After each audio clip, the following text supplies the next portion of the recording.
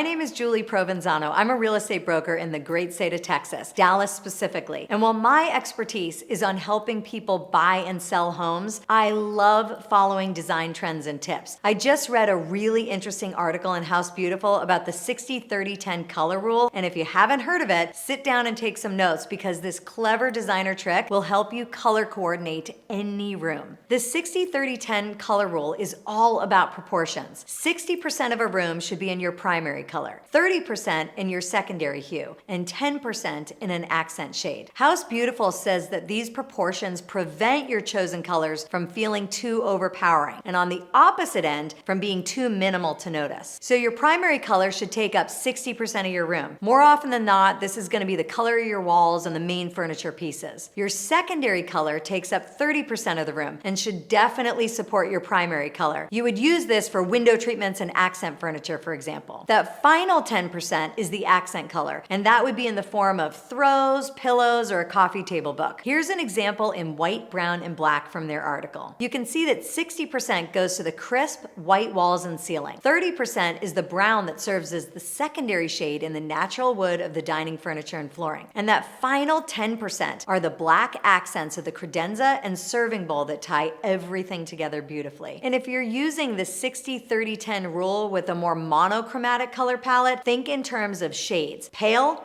deeper, and darkest. And while the article calls this a design rule, remember that this is a formula that is merely a guideline for color balance. And if you're like me, I'll take all the designer tricks and tips I can get.